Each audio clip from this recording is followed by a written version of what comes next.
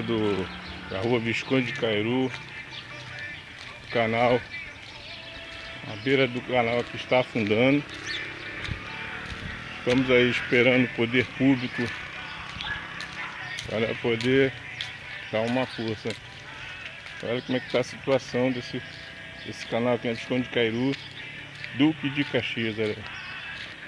Sem saneamento, o ferro lá do outro lado, o asfalto lá está afundando cada vez mais.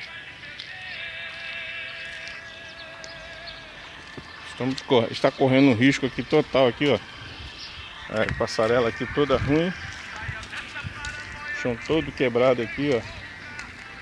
As pessoas estão atravessando aqui com medo. Olha a situação desse canal aqui, ó. Olha aí, ó. Ferro todo enferrujado, mato tudo grande, ó. Aí as casas da pessoa, tudo ruim. Olha como é que tá aí, ó. Olha a situação desse balão aqui, ó. Como é que está, ó. Tudo afundando aí, tudo mato, lixo. A casa da moradora aqui correndo risco, né? Olha aí. Olha bem a situação desse travessão aqui, esse ferro. É o risco que tem os moradores aqui, ó. Olha a distância olha a fundura do asfalto aqui, como é que está. O morador aqui, se bobear, cai, sai rolando aqui para baixo aqui, ó. Olha a situação como é que está. Asfalto todo. Aí. Tudo caindo aqui aos pedaços. Entendeu? Então nós pedimos aí quem puder nos dar uma força, um apoio aí, ó. Olha como é que tá o asfalto aqui afundando aqui, ó.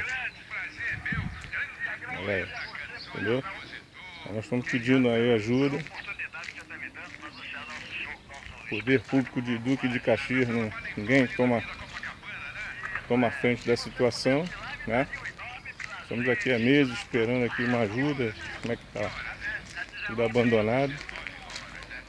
Aí, a água quase invadindo ali a beira do valão ali, ó. Aqui é Visconde de Cairu. Visconde de Cairu, em bairro Copacabana. Entendeu? Aí nós estamos aqui, ó, pedindo a ajuda do poder público para poder nos ajudar aqui, entendeu? E poder... O número daqui é 3731B. Essa situação aqui que nós estamos é 131B. Então a situação é essa aí, ó. Estão pedindo um apoio às autoridades, é tudo abandonado aqui, ó. É árvore sem poda. Aí estão pedindo um apoio, tá? Quem puder nos ajudar, obrigado, tá? É isso aí. Humberto, aqui Duque de Caxias, bairro Copacabana, rua Visconde de Cairu, 131. Aí, pedindo a força aí das autoridades.